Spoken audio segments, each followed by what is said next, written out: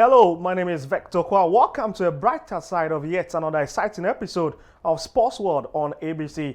As we look to the chances of the Black Stars of Ghana in the 2026 World Cup qualifying following a spirited performance against Chad and Madagascar, which put us in a good position to qualify with 4 matches to spare. Also, it's a big weekend for the MTN FA Cup quarter-final matches in Kumasi as 4 Division 1 and 4 Premier League clubs chase a semi-final berth in the competition. We'll keep our spotlight on those games with senior analyst Nana Jiman and director of operations for True Democracy FC Augustus Kwachi later in the show. We've also got an entertainment vibe with hip-hop and Afrobeat artist Kenny Ice, the Aya hits maker. It's a very packed show featuring African football expert Nu Adams, owner Kosi of Nigeria, South African Broadcasting Corporation's Ben Rikoto, and you've got to join the conversation on WhatsApp on the number 024637291, or you can call later in the show 053161609. My colleagues Eugene Ofori-Soti and James Ohimba Makion will bring you the talking points and Ghana Focus later. Let's go straight to Atlanta, where Leonard Akoto, strength and conditioning coach at VIO Dubai, has been sharing insights on the importance of physical training for athletes and individuals. We be as an athlete, you know how many times I will say who exercise, and as an individual, so how many times I will say who exercise. As an athlete, you don't forget on the field of competition, you have a high expectation. What I say, high expectation. Into who athlete, no, I was also training morning, evening. What I say, athletes. Morning and evening is very, very important for you to do what? To exercise morning and evening. And maybe a bunny pre-season now. Sometimes you to me 4 times in a week. 4 times in a week. And now bro 3 times in a week. Pre-season. But after pre-season, you say bunny normal. It is very, very important. And one, you can never perform well on the pitch. They say football no and as an athlete, you need more stamina, more endurance. Into that kind of exercise now, that kind of training now, intense and consistent training now, you can never succeed in your game. You can never succeed in your competition. You can never succeed in any competition that you find yourself. And you forget it. Without exercise, into me, because it's even football. It's say, "Oh, say, you can't football."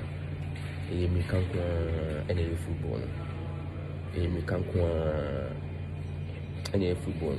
Into we should Real Madrid say physical trainer no Pinto or no Real Madrid from 80th 75th to 80th minute one stamina ni ba into go share Real Madrid so when you're physically stronger, forget it. These are the risks. And also exercise here injury. The injury because exercise na no nina bibi friend ABC training. ABC training no, it means agility, balance and coordination. What I say, agility, balance and coordination. Agility means here ube trumika, ube change direction, ube yes wake kanoni sanyamano and a balance no say e be to me ube landia or so balance no very tight and yes sir. To me broke your ankle and now it is it's injury prevention.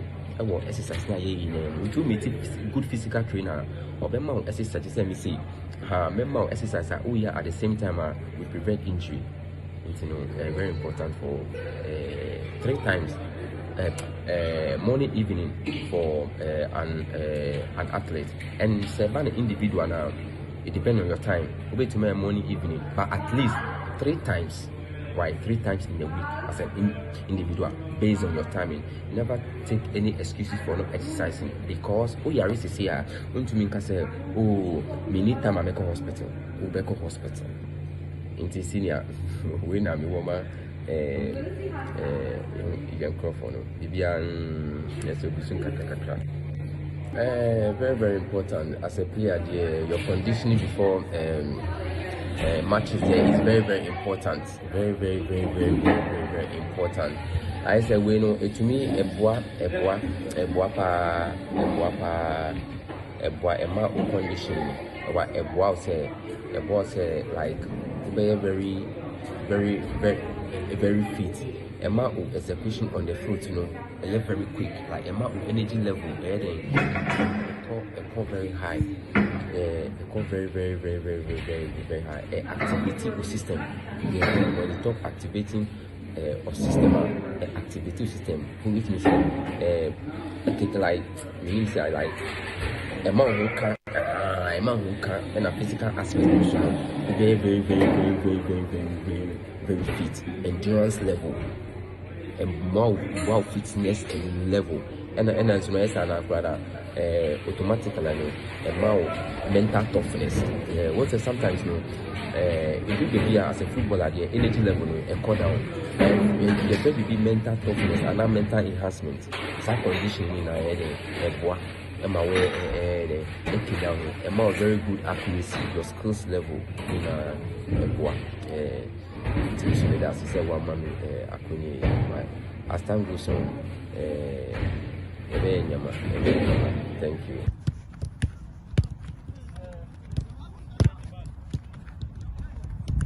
Good. Yeah. Mr. Obayo had the ball. Well, so that is Villarreal Dubai's strength and conditioning coach, Leonard Akoto, giving us a lot of insight on physical training and exercise there. Well, this is where we would have to wrap up on athletes' health, but the big segment that is up next is Talking Point with Eugene Ofori. Soti, let's go for a quick break, and he will run you through all the start in the 2026 World Cup qualifiers.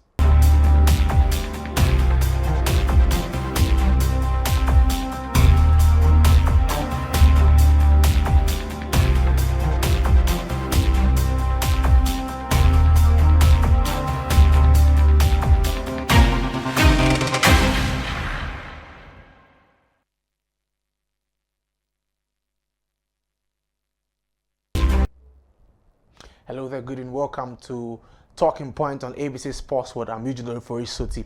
The international break is over, thus it gives us enough time to take stock. Tonight we'll focus on the 2026 World Cup qualifiers from the African perspective. With 8 teams having played 6 matches, we've crossed the half mark in terms of games played. Now teams now know their stand.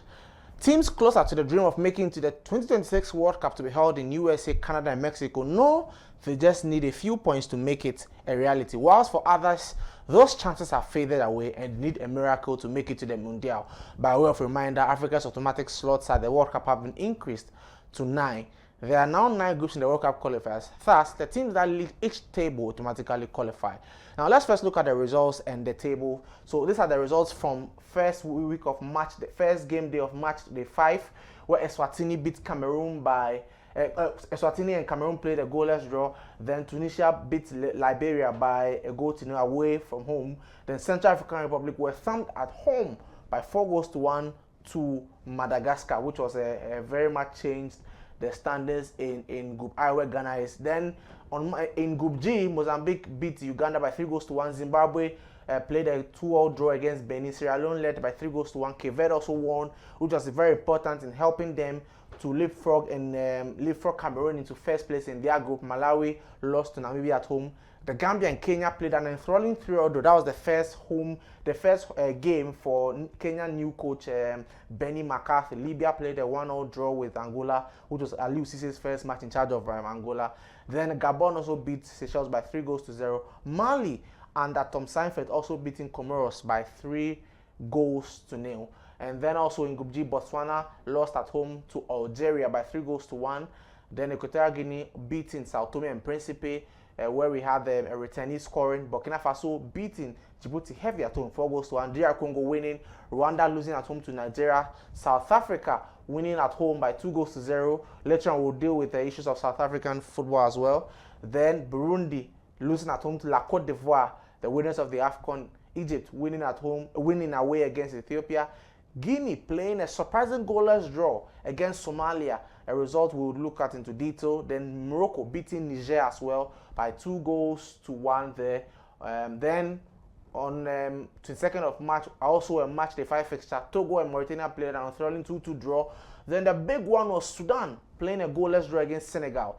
Then on 23rd March, after playing an enthralling 3-all draw in his first game, unfortunately for Kenya's new coach Benny McCarthy was unable to continue avoiding a defeat, and so he lost at home to Gabon by 2-1. And Swatini once again played another draw, this time a 3-3 draw against Mauritius as well. So 2 draws from 2 games from Eswatini in their group as well. Then later on, Namibia playing a 1-1 draw with Equatorial Guinea, Guinea-Bissau losing at home to Burkina, Mali playing a draw against Central African Republic. So in these last 2 games, Central African Republic are winless in their games. Liberia winning against Sao Tome and Principe. Cote d'Ivoire again winning, this time at home against the Gambia. Madagascar lost by 3-0 on a neutral ground to Ghana, a big result for Ghana.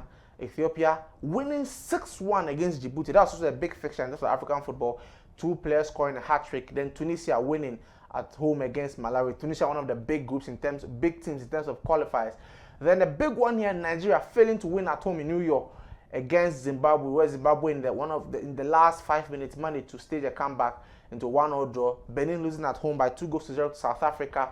Rwanda also failing to win at home, drawing against Lesotho 1-1. Angola losing at home to Cape Verde, a big result which helps Cape Verde to look forward to the top of the table. Uganda winning at home against Guinea. Guinea, surprisingly, after drawing against Somalia, once again have lost to Uganda away from home. Egypt winning by slim margin 1-0 against Sierra Leone. Sudan playing a 1-0 draw against South Sudan, and Cameroon big winners in a 3-1 home win over Libya. And then we have here Senegal winning 2-0 against Togo, Comoros winning 1-0 against Chad, meaning they've closed the difference to a 3-point gap between Ghana and Comoros. Algeria winning 5-1 against Mozambique. We'll look at this result into details. And then Morocco also winning by 2-0 against Tanzania. Well, tonight we've been joined by a team of experts from around Africa. Ben Ricotso is presenter and producer with SABC, joining us all the way from South Africa. He's a producer with SABC as well. Ona Kos is a sports journalist and commentator, joining us from South Africa. Then Nuhu Adams, he's an African football expert, joining us all the way from Ghana here, from the Ashanti region. Hello, good evening, gentlemen. Hey, good evening. Well, it's good to speak to you. Well, it's good to have you around. First of all, before we speak to you, let's also look at the top scorers after match day 6. Mahmoud Trezeguet has 5 goals, but however, the top scorer for the match day 6, after match day 6, Mohamed Salah leads the table with 6 goals. Then Jordan Ayew also leads the table with 5, also second in 5 goals.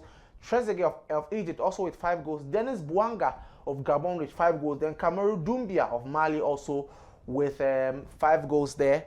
Well, so gentlemen, thank you very much for joining us. Let me start off with Nuhu Adams. I went through the results. For me, the shocking one was, first of all, Nigeria failing to win at home. Then Somalia, for the first time in a long while, over 3 decades, managing to avoid defeat against a Guinea team with a lot of talented players. For you, which results surprised you during this international break? I think the Somalia game with Guinea 0-0 is the most surprising results of all the matches that were played, because we all know where Somalia are ranked, and we know the level of football that is being played in Somalia. We know the sort of talent and quality Guinea also possesses. They are having Serhou Guirassy, who is leading the UEFA Champions League top scoring charts in the side. So many of us were expecting at least Guinea to get 1 goal past Somalia, but that was not the story. Somalia were able to get a 0-0 draw, which was a remarkable result for them. But I think one thing that we were not paying attention to was that Somalia are gradually picking up their pieces. They are following the suit of the big African nations. They are going into the diaspora. They are going to Australia. They are going to Canada. They are going to USA. They are going to wherever they have players with Somalian descent to get them into the national team. So for the first time, I saw a Somalia team that had about 4 to 5 players who were foreign-based, especially they were born and raised in those countries. So that was a positive one for Somalia. Nigeria Zimbabwe wasn't a surprising result if we are taking into consideration the recent results of Nigeria at home. I think the last 5 World Cup qualifiers they've played at home, either Abuja, Lagos, or Uyo, they've managed just 1 win out of a possible 5 or 6. So I wasn't surprised. Yes, after winning 2-0 against Rwanda, the expectations were very high, but some of us were skeptical about how they were going to fare against Zimbabwe. So I wasn't surprised Zimbabwe came back to get that point. So I think now the destiny is in the hands of Nigeria. They will have to come back stronger, make sure they win all remaining 4 matches before they can get any hopes of qualifying for the World Cup. But for now, they are in a very tight position, very, very critical situation. And I'm not going to be a prophet of doom. Maybe we are not going to see Nigeria in the World Cup next year. Well, that will be interesting to see. Well, before I go to my next question, let's go to the table quickly. Algeria leads their group with 15 points. Mozambique following very much closely, also with 12 points in their group. Then Botswana, Uganda, Guinea, and Somalia follow through on the table. Let's move to the next. Then Egypt also leading their table with 16 points. Then Burkina Faso following closely, but there's a difference of 5 points as well. Then Sierra Leone, Ethiopia, Guinea-Bissau, and Djibouti also in the picture in that group as well. Then we move to another group where Tunisia, one of the best teams in terms of qualifiers on the African continent, leading by difference of 4 points. They have 16 points. Namibia also following closely with 12 points, a difference of 4 points. Liberia, Equatorial Guinea, Malawi, and Sao Tome and Principe are the other teams that follow in that group. Then the big one for me, the surprise here, Cape Verde, 13 points. Cameroon, 12 points. Libya, 8 points. Angola, 7 points. A keenly contested group. So Cape Verde has leapfrogged Cameroon to the top spot in their group. It's a conversation we'll have shortly. Then we'll move to another group as well. After Cape Verde, Morocco, very much almost a job done. 15 points. And Niger is at 6 points, almost a 9-point difference. So at this point, it's fair to say the next win for Morocco, and they've almost guaranteed their spot at the next World Cup. If then Ghana also leading the group based on a difference of 3 points, leading 15 points. Comoros second with 12 points. And so Ghana will need to win their next 2 games and then ensure that their chance of qualification very much are ensured. So well, that's it from the group table. DR Congo also big one there, leading their group in a group that has DR Congo, Senegal, Sudan, Togo. DR Congo leapfrogs Sudan and Senegal to first place now, 13 points. Senegal also on 12 points. Sudan on 12 points, but Sudan and Senegal are separated by a goal difference. So that's the big one from here. DR Congo leapfrog Senegal and Sudan to first spot. Cape Verde also leapfrog Cameroon to the first spot. So Group B and Group C solid twists that could define their qualification chances. DR Congo we saw on the table sidesteps Sudan and Senegal to the top of their group in Group B. Also in Group C we saw Nigeria also slip up while South Africa has consolidated their grip on the top of the table. No, if you're still with us, what do you make of the whole situation in terms of the tables and how things have turned out? I think after 6 matches, we've seen that the boys are separating themselves from the men. Yeah, countries that didn't start the qualifications on a good note are gradually picking up, with the exception of Nigeria and Mali. I think all the other countries have stepped up with their performance. Senegal didn't start well, DR Congo didn't start well, but they've all come back stronger. Now you look at their group, which is closely contested. Now DR Congo on 12. We have Sudan 11, Senegal also 11. So the next round of matches, where we see DR Congo hosting Senegal, will be a determining factor whether Senegal or DR Congo will be advancing from that group. You go to Morocco group, is almost done deal for Morocco. They started the tournament, they started the qualifications on a bright note. They are unbeaten. I think they are the only team or the only country with 100% record, having won all of their games, and they are on the right path. We are expecting them to seal qualification in the next international break We've seen Ivory Coast also telling everybody why they are African champions. Also playing 6 matches, winning 5, drawing 1, scoring 14, and conceding no goal. That's a remarkable run by Cote d'Ivoire. You look at Cameroon. Cameroon will have themselves to blame for falling behind Cape Verde just because the preparations towards their game against Eswatini really affected them. That's why they drew that match. They arrived in South Africa the same day they were playing Eswatini, and that's why they couldn't put up that needed effort to get the win. Jet lag setting, so definitely they were struggling with their runs and all that. So for them to drop points against Eswatini, who appears to be the shipping boys of the group, that's going to affect Cameroon. And Quebec taking advantage, going to Angola to shock them with a 2-1 win. That should tell you Quebec did not come to play. They also want to be at the World Cup.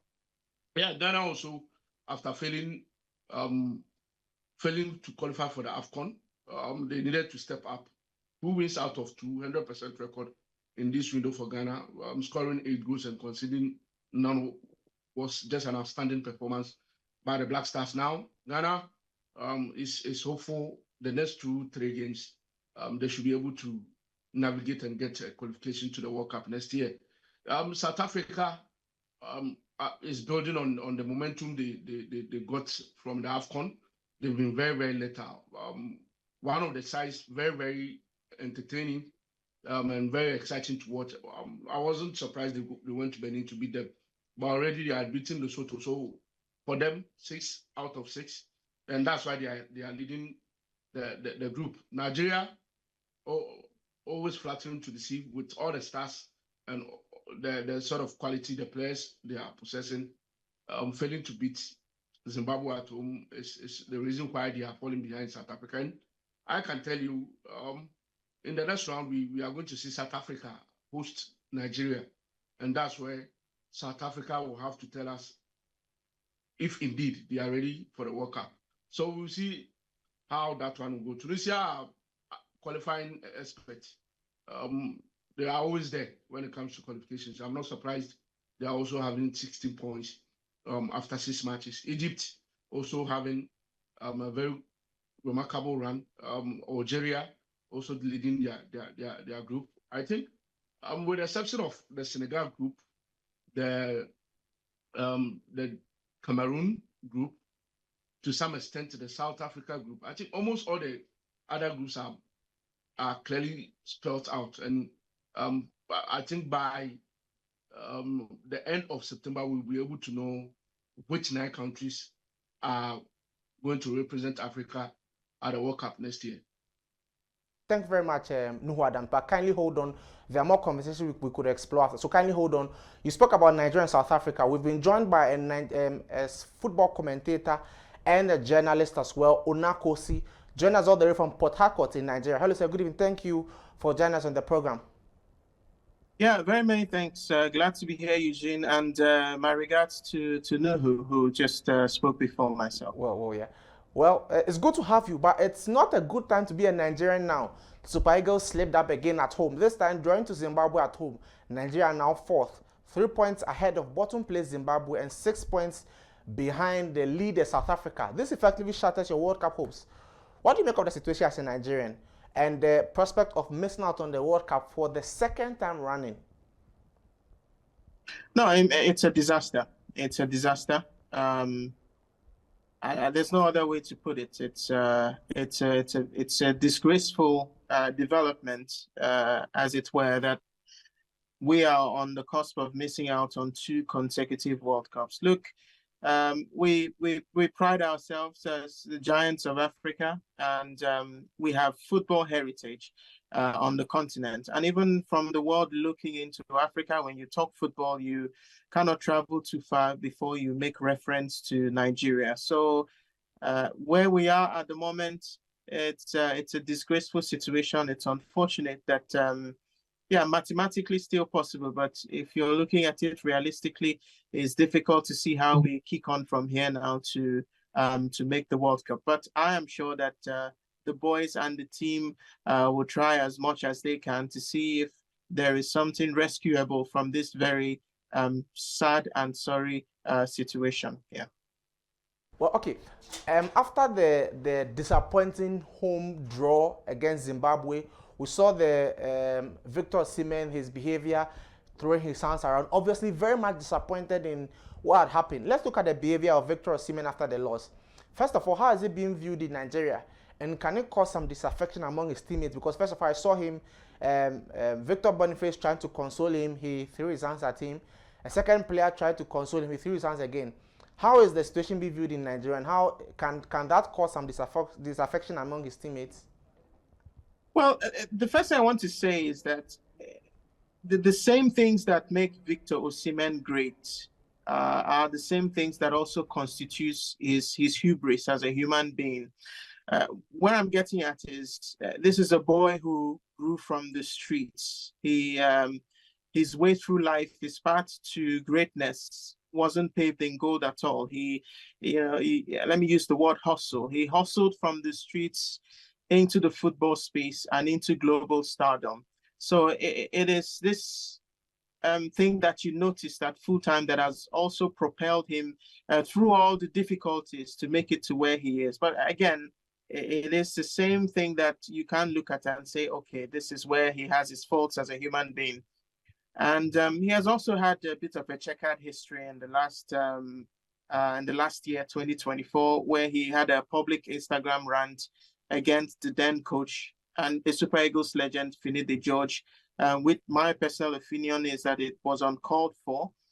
But if I should keep this strictly on what happened at full time, I think you can cut him some slack. He's 26 now. He'll be 27 next year. And if he misses the World Cup in Canada, USA, Mexico, he will be 31 at the next chance that he would get to play at a World Cup. Now, this is a player who wears his heart on his sleeves. He gives 110% on the pitch. So he hadn't played any World Cup qualifier prior to match day 5 against Rwanda. And then against Zimbabwe, he came in and he scored 2 goals. Now, he ran himself to the ground, and when he was being substituted, I think on 85 minutes, he made this gesture. It was like, keep your head in the game, guys. Keep your head in the game. We all know how important this is. And with 5 minutes to go, his teammates couldn't. Not that I am supporting a behavior that can be classified as petulant, but you can understand where his anger is coming from. But that said, no one is without fault, and I think that he should have found a more respectful way of passing across his displeasure. But I think his teammates know him; they know that that's who he is as a person, and I think in a lot of ways he's still a decent guy. Almost also to his teammates, I think all of these issues will be sorted out. They would come to terms with the fact that this is how Victor is when he is angry. I think it's borderline, and it can be managed. Now, there's a debate amongst Nigerian football fans and supporters looking at what happened at full time. Some are saying, "No, this is the thing about this guy. It's petulant. It's uncalled for." But others also recognize that. I mean, as I said before, that's the type of person he is. That same attitude you saw at full time is the same attitude he carries onto the pitch, where he is willing to lay his life down for the country, and maybe he's just disappointed couldn't quite do the same. Sure. All right, thank you very much, Ona. But kindly hold on whilst we go all the way away from Nigeria. Let's look at the South African team. We've been joined by a presenter and producer joining us from Johannesburg, Ben Rikotso. Thank you very much for joining us this evening, sir. If you could kindly unmute for us, we'd appreciate it. So let's try one more time. We are speaking to Ben Rikotso, presenter and producer with SABC. Join us all the way from Johannesburg, South Africa. We'll be looking at the performance of the South African team. Hello, sir. Can you hear us now? Hello, sir. Kindly unmute for us. So we are trying to speak to Ben Rikotso, sports presenter and producer with SABC in Johannesburg, Nigeria. Well, they are in good times. Well, whilst we try to connect with Ben, let's be speaking to Ona. Ona, can you hear us? Yes, loud and clear. Yeah. So first of it's almost as if your chances of qualification are over. What would it mean for Eric Shell and the Super Eagles team if you fail to qualify for the World Cup? Eugene, let me also put this out there. Some would say grasping at straws, but I think there's more to that. There's a big chance that South Africa deducts 3 points, given the issues surrounding Teboho Mokoena, who, as it would appear, shouldn't have played against Lesotho. So if that happens, then there's still a bit of touching distance. It will now be a 3 points gap between Nigeria and Bafana, with 4 games still to play, including that cracker, as Nuhu Adams already referred to, against South Africa in South Africa at the next window. So it's extremely difficult, but not completely impossible in terms of looking at ways in which an automatic qualification can still be sealed. Again, and Eric Shell also alluded to this during the press conference after the game yesterday. He talked about the possibility of aiming to finish second with high points and good stats that may get Nigeria into those play as it were. So it's not completely the case that we cannot make it anymore, but it's extremely difficult. Now, what would it mean for Eric Shell if we are not able to qualify for the World Cup? Well, what it would mean is that he would then have failed on the mandate that inspired his employment in the first place. Now, don't get me wrong, it was already a difficult situation before Eric Shell came, but the decision to hire him was anchored on the belief that he could rescue the situation. And if we end up not making it to the World Cup, it would then mean that he hasn't been able to accomplish that mandate. Whether he then remains Super Eagles coach would then be seen. Usually, coaches don't stick around for long if such objectives on the interim basis are not met. But we will see. We will see. I don't think it's his fault when Nigeria are. As a matter of fact, it's not. But again, he was signed up to coach the Super Eagles with the hope and belief that he had what it required to turn things around. And if he's not able to accomplish that, he would have failed in that regard, and we'll then see what the future holds. All right. Thank you very much, Ona. Thank you. We appreciate your time for that. Ona is a sports commentator and journalist, joins all the way from Port Harcourt in Nigeria. We appreciate your time. Now, away from Nigeria, let's look at the South African team. We've been joined by producer and presenter Ben Ricotso, joining us all the way from Johannesburg, South Africa. Hello, sir. Good evening. Good evening. Good evening, Eugene. Can you hear me? Yeah, I can hear you now. Thank you very much for joining us. Well, on the other side, the Nigerians seem to be lamenting and seem to be in sorrow. I think for South Africa, it's a different situation. It's all joy. 6 games played, 13 points accrued, 4 wins, 1 draw, 1 loss, and most importantly, leading the table with a 6-point gap. Now, what's the mood in South Africa? And let's also look at the impact of Hugo Broos on the South African team, given a long-term contract and how he has brought the team, first of all, in the top 4 of the AFCON last year. Now you are almost in the running to qualify to the World Cup. How's the mood in South Africa, and how can you attribute the success to him? Look, Eugene, when Hugo Broos joined Bafana, I must say to you, there was a lot was said that Hugo Broos is staying in Belgium. He comes to South Africa only to coach and go back home. Very expensive coach. But you know what? When now people are starting to eat the humble pie, the proverbial humble pie, because now Broos has turned around the Bafana team. We are seeing a different Bafana now. We are excited in South Africa, regardless of other things that has nothing to do with football, you know, the yellow cards and stuff like that. But South African team now, we would imagine, Eugene, 16 years since we played in the World Cup. The boys are hungry for success, and you can see now that Hugo Broos has turned things around, and we are seeing a different Bafana. And at the moment, we're not concerned about the 3 points that might be docked. It is possible. We still believe that it's in our hands. We are seeing a different Bafana. I think 16 years, Eugene, it has been way, way too long for South Africa to wait to qualify for the World Cup. Not that it's done and dusted, but we strongly believe that we are making it to the World Cup next year. Well, it's talking about the deduction of the points. After your points are deducted, then you play the Super Eagles of Nigeria.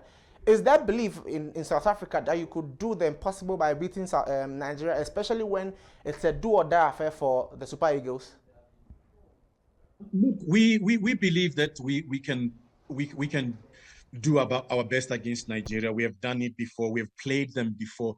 But Eugene, something that will make you, I mean, that I want to touch on is the fact that when Mukwena, we realized that he played the game while he had 2 yellow cards, the noise came from Nigeria. It's amazing that all of a sudden Nigeria are becoming now like our what can I call it? It's like a derby. When South Africa plays Nigeria, it's like a derby, whereas they're far away from us.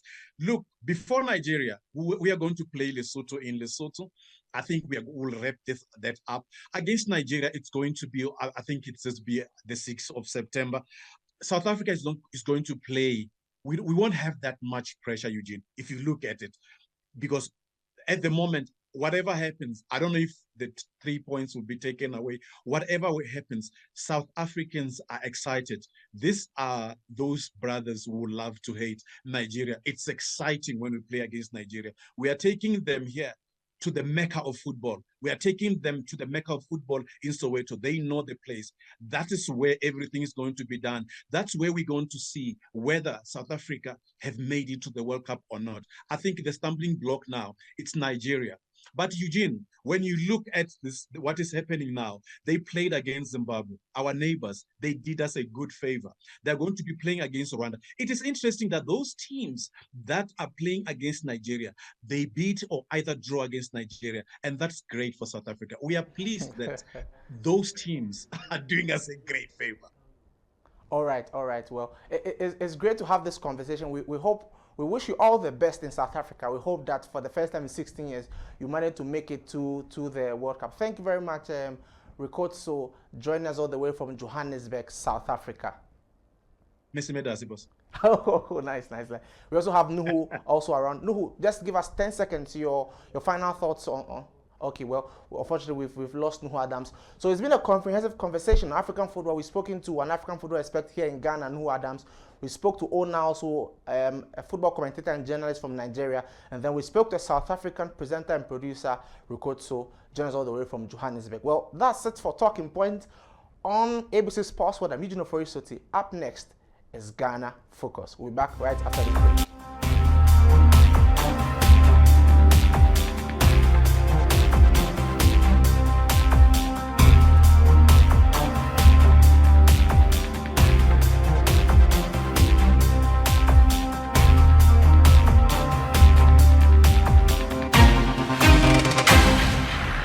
Welcome back from the breeder. You're still watching Sports World on ABC News Ghana. My name is James Ohinba Makion, and it's time for the Black Stars of Ghana on Focus. Now, the Black Stars of Ghana trashed Chad by 5-0 last Friday. They went to Morocco and beat Madagascar, surprisingly, by 3-0.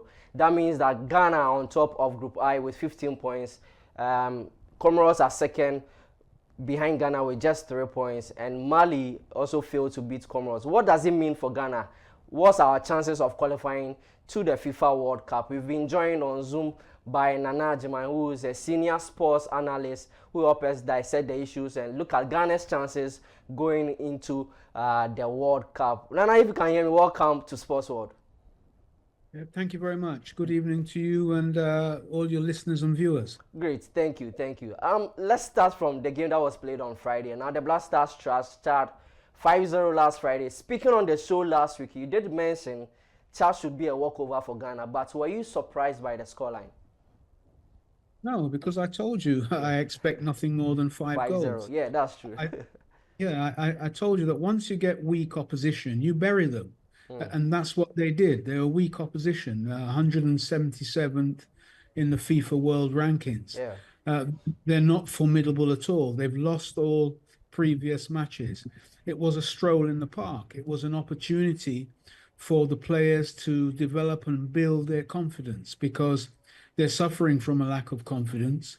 And so this was just a run out where they could, try to explore and implement many of the things that they were taught during the training sessions. And they did that. I mean, a couple of the goals were a bit scrappy. Yeah. And to be honest with you, they had lots of clear-cut chances and they blew those sky high. But, they got the 5-0 and they got the 3 points. And that was what we really wanted. Okay, but that scoreline, 5-0. What did you do for the Blasters players? Do you think that it boosted their confidence going into the next game? Or what magic did that particular scoreline do for us?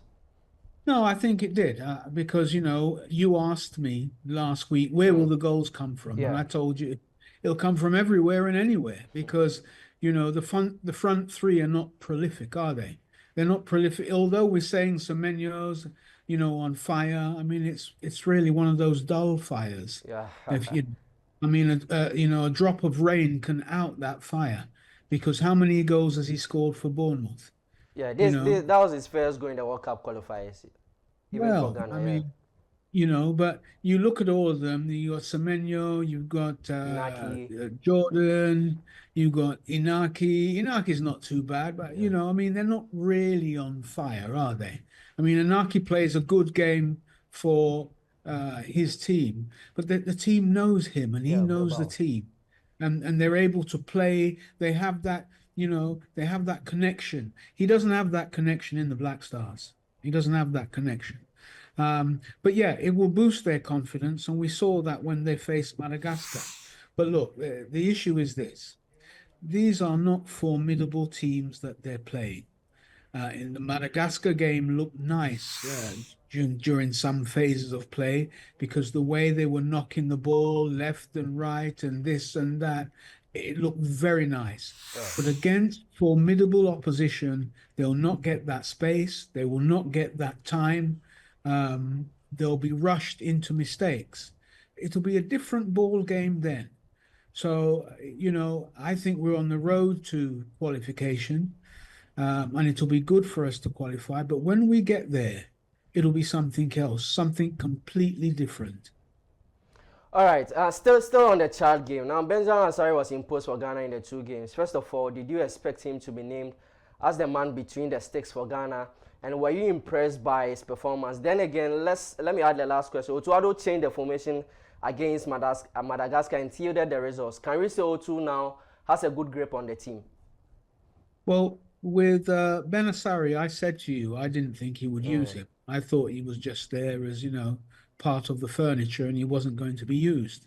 But then he put him in post, and I think that was bold. It was admirable. But look, how many shots did Asari really save? What pressure was he placed under? Was he really tested? And I think the answer to that is no. He wasn't really tested. So we don't really know what he has to offer at this particular level. We know what he has to offer for Accra Hearts of Oak. He's had 12 clean sheets. He's conceded a minimum amount of goals, and that's all fine. I'm happy because he is a local-based player, and he's in the squad as the #1 goalkeeper. I'm very happy about him, and I'm happy that Otuado put him in there. But let's not become confused, or overly zestful or happy. He has not been tested yet. He hasn't. Yeah. Okay, so our next game is against Chad. Please, a quick fire answer. Is Ghana qualifying to the World Cup? Yes, they are. Great, thank you. But before you leave, the MTN FA Cup comes off this particular weekend. We've seen the big boys fall off. The likes of Accra Folk Media Sporting Club. Asante Kotoko will be meeting True Democracy on Sunday. Let me have your quick thoughts on that, then I can move on to Augustine. Well, I think Kotoko will go through, to be honest with you. Not that they're playing their best football, but I think they'll go through. I think they've got the spirit enough to go through. But I think that the overall winner of the MTN FA Cup may be a surprise again. And I will be happy for that because I would rather it would be, a newcomer than the old traditional clubs, because we don't get anywhere with the old traditional clubs. Yeah. So I think they'll sail through for the time being, but they may not necessarily lift the trophy at the end of the day. Okay, thank you so much, Nana Juman. MTN FA Cup, as we always say, Obia and Obia. So your point buttress that particular one. So thank you so much. Now let's move on, let's move to Augusto Owusu Kwach, who is the operations director for True Democracy. They are playing against Kumasi Asante Kotoko on Sunday in the MTN FA Cup. Already, some of the big guys are off, as of Oka of Mediama Sporting Club, also of BBN Go Stars. So we've seen the small teams eliminating the big guys. Augustus, if you can hear me, good evening and welcome to Sports World. Yeah, good evening, sir. Great to have you on the show. You guys are in the quarterfinals of the MTN FA Cup. Now tell me, how can you describe your journey so far in this particular tournament? Oh, okay. Well, first, let me say thank you for the opportunity and say to your viewers. I think it has been interesting. You know, this is not our first experience anyway. Okay. Hello?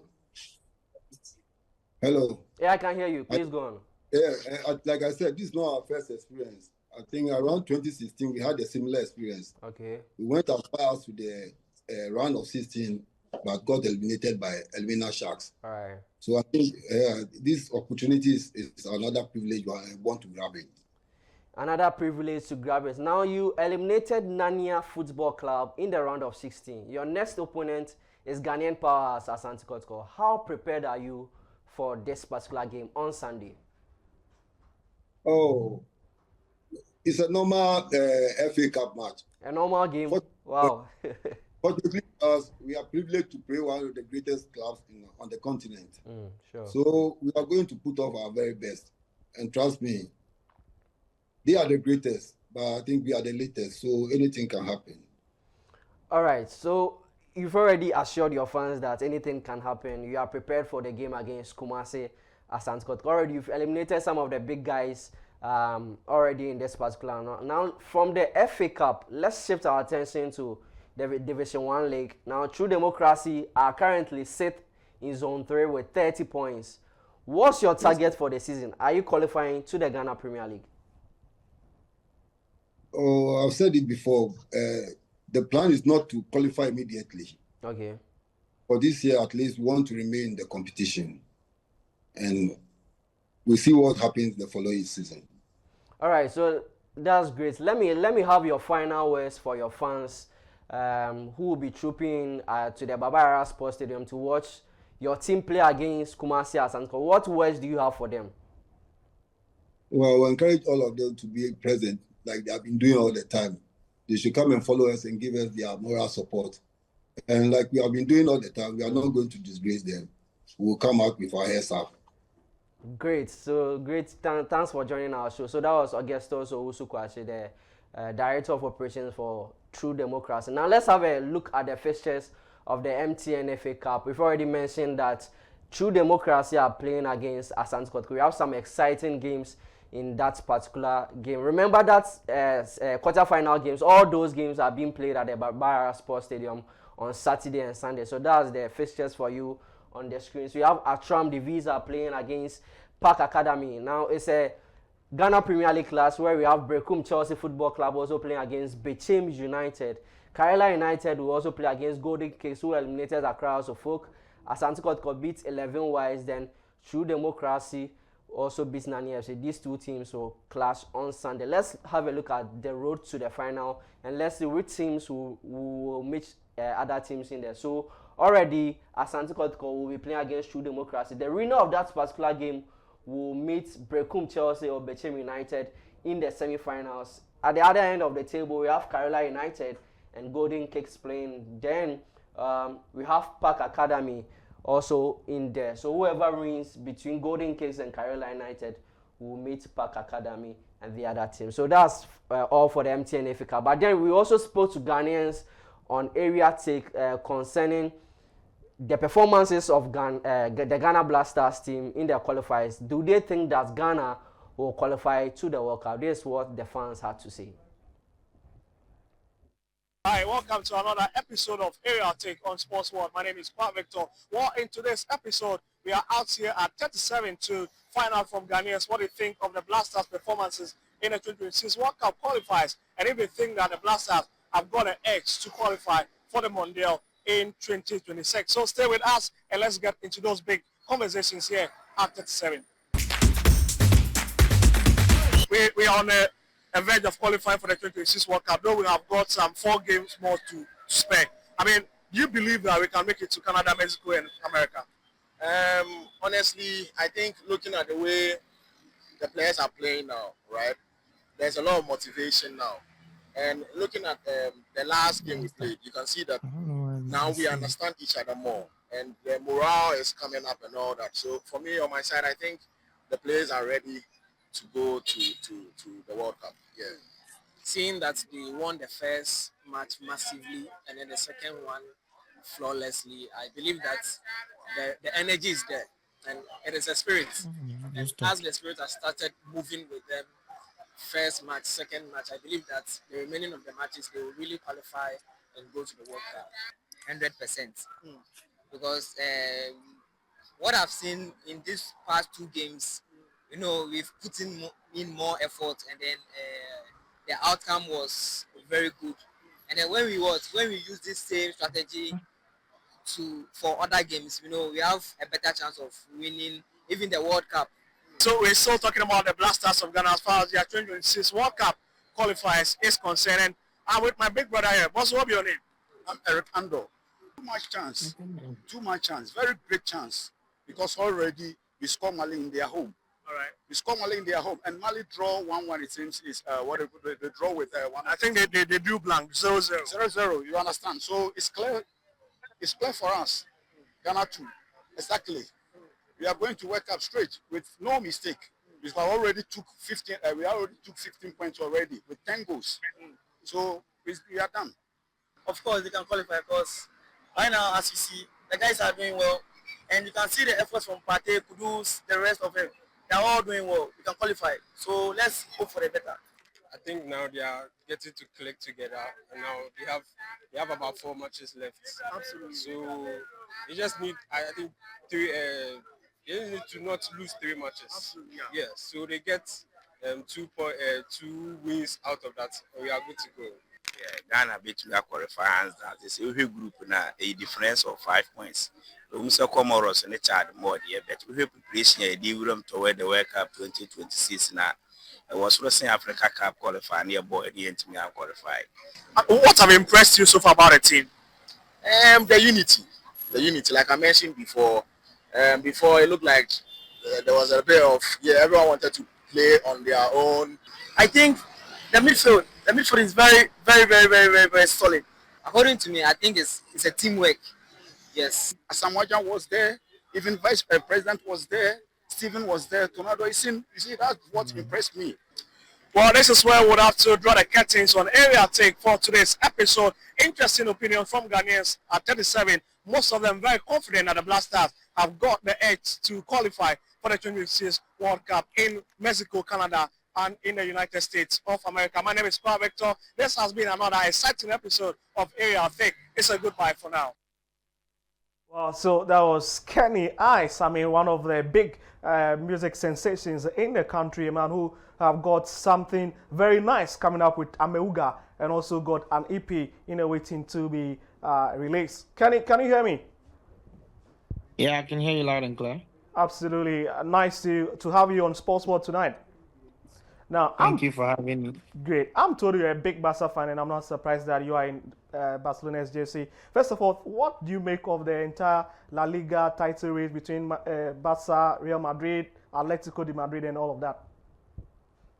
Well, I think it has always been a healthy race, Barcelona, Madrid, like the rest of the teams, like La Liga is one of the strongest leagues in the world. So being able to participate in the top 3 or top 4 is a big deal.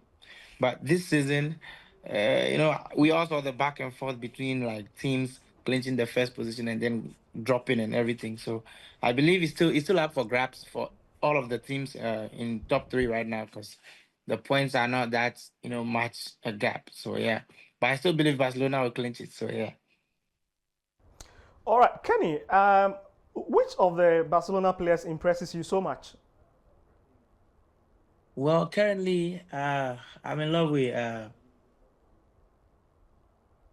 Lamine Yamal, Rafinha, and Pau Kubasi. Yeah, very young centre back. I think they are really like adding a lot to the team. The impact is really, really glaring, and I can't wait for like to see more of them. Because they are very young, and I believe they are bringing a lot of energy to the team. So yeah, All right. Lamine, Rafinha, and Kubasi. Wow, I see you're a big Barcelona fan. But I'm shifting over quickly to your music journey and all of that. But before we leave the football arena, you are a Ghanaian, and so you definitely have got a bit of heart for one of the local teams. Are you a Has Kotoko, Hazakes? Which of them do you support? Well, now I'm from the Volta region, so You are I Pando. have my support behind the Bando Hearts of Lions. I'm a staunch fan. Like I attend some of their matches, and then like I'm yet to get a jersey. So send word out to them that I'm one of the biggest fans they have in Ghana. So they need to get me a shirt, a home shirt. Definitely, the PRO is a very good friend, so I'll lace that message across for you. So after the show, let's talk about the jersey. That's just on the lighter side. Now, to your music journey, I saw that nice sound we played before I introduced you, the Aya sound. I mean, something is very, very fascinating about that sound. What is the inspiration behind that tune? Well, that song is just like.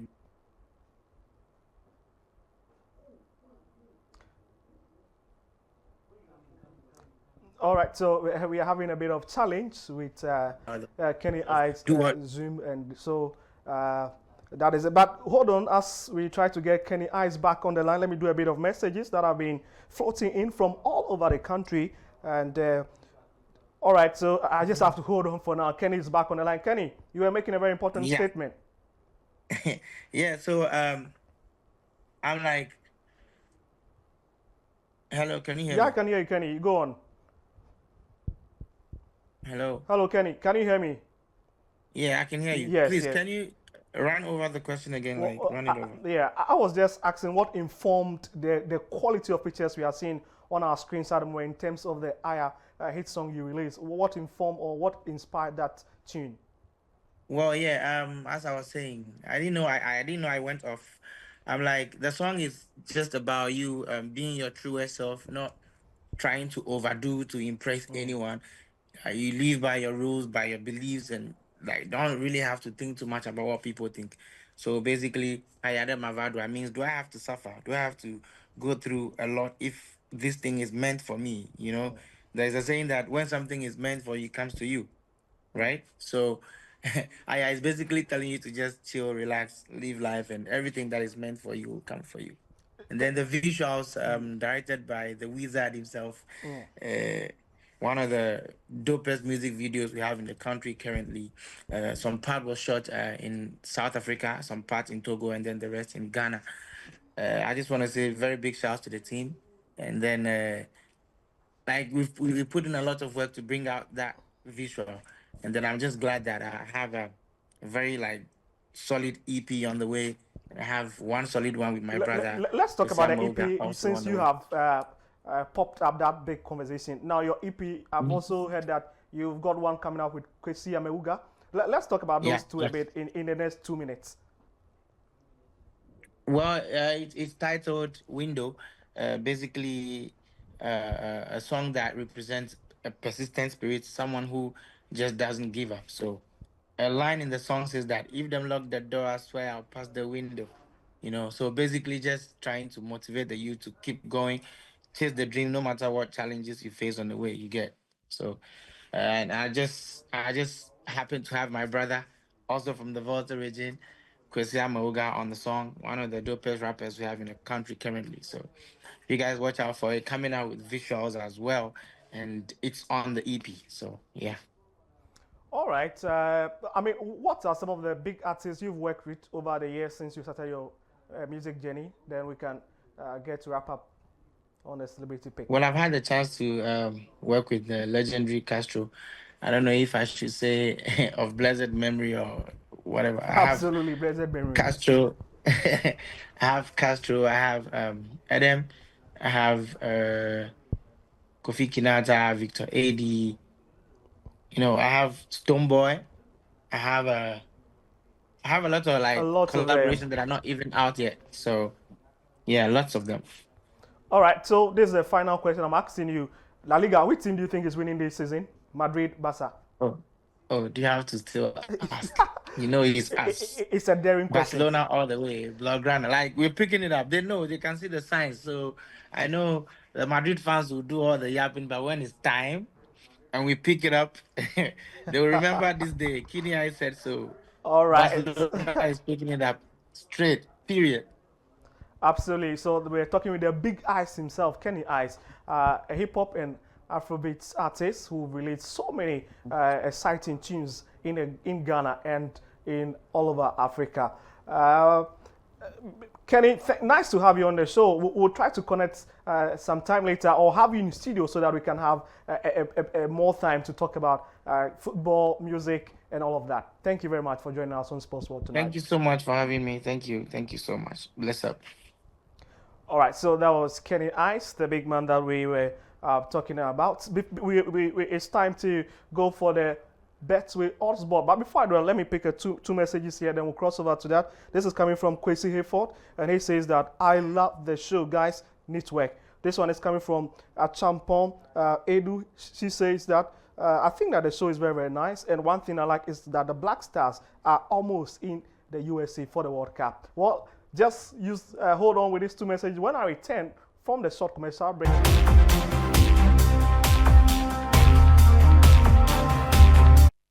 Well, certainly I told you that it was going to be a packed Sports World show, so that you can really attest to that. It's now time for one of the most intriguing segment on Sports World. That is the Betway Odds Board, where we try to let our betting community enjoy some lovely betting tips. So here's the master slip for today: Barcelona versus Osasuna, and we say that game is over 2.5. Juventus versus Genoa, it is blank. If you want to know, you have to refer to the code. Dortmund versus Mainz, it is also saying that that game is over 2.5. Bayern versus St. Pauli, that is also blank. Brighton versus Nottingham Forest is also blank. Real Madrid versus Leganés, we are saying that Madrid straight home win. It means that they will continue to stay on top of the La Liga or try to challenge Barca. Well, Preston North End versus Aston Villa, that is also blank, but there is certainly a pick over there. Bets code is 19985C4F. Once again, betting code is 19985C4F. If you really want to have a look at all our picks there, and I can promise the odd is very big, more than 10 CDs, so you need to check that out. Well, that is how to do it Betway Odd Board, but we are quickly wrapping up, and let's take some 2-3 messages because we've got lots of messages here. This one is coming from Jiku Antoine from the Volta region, Pecky to be precise, and he says that I love Kenny Ice. He's a big inspiration to the music world in the Volta region. Oh, this one is coming from Antonio Usu in the Ashanti region, and he says that, look, you failed to talk about CAF president and what they are about doing in Ghana, the CAF Schools Championship, but I think it's a lovely idea. Well, thank you for reminding us. We'll talk about that later, somewhere in April, but all the same, thank you for bringing that to our mind. Then this one says that I'm a big Asante Kotoko fan, and I'm watching your show live from Edukrum in the Ashanti region. Thank you very much, Kojo. This is coming from Teshi.